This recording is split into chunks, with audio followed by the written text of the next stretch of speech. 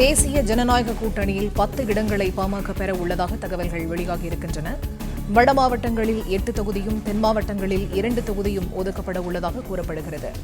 மாநிலங்களவை, மத்திய அமைச்சர் பதவி என நிபந்தனைகள் எதுவும் பாமக தரப்பில் முன்வைக்கப்படவில்லை எனவும், பாஜக, பாமக இடையே நாளை கூட்டணி உடன்பாடு முறைப்படி கையெழுத்தாக உள்ளதாகவும் தகவல்கள் வெளியாகியிருக்கின்றன. முக்கிய செய்திகளாக பார்த்து வருகிறோம்.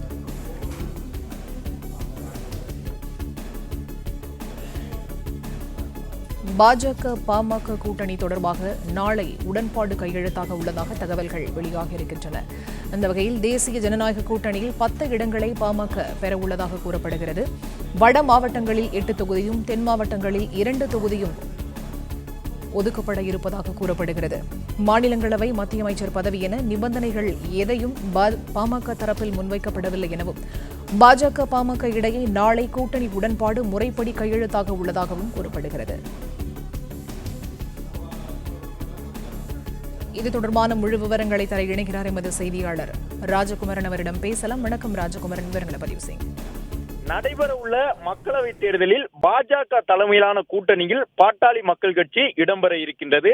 பாமகவிற்கு தேசிய ஜனநாயக கூட்டணியில் தமிழகத்தில் 10 மக்களவை இடங்கள் ஒதுக்கப்பட உள்ளதாக தற்போது இரு தரப்பிலும் தகவல் வெளியாகி இருக்கின்றது. அதன்படி தமிழகத்தில் வட மாவட்டங்களில் 8 மக்களவை தொகுதியிலும், தென் மாவட்டத்தில் 2 தொகுதியிலும் பாட்டாளி மக்கள் கட்சி களமிறங்குகின்றது. பாட்டாளி மக்கள் கட்சியுடன் கூட்டணி அமைப்பதற்காக கடந்த ஒரு வார காலமாக பாஜக தொடர்ந்து பேச்சுவார்த்தையில் ஈடுபட்டு வந்தது. அதே நேரம் பாமக தரப்பில் மாநிலங்களவை வேண்டும் என்று எந்த ஒரு கோரிக்கையும் முன்வைக்கப்படவில்லை. அது மட்டுமல்லாமல் மத்திய அமைச்சர் பதவி வேண்டும் என்கின்ற ஒரு கோரிக்கையும் முன்வைக்கப்படவில்லை.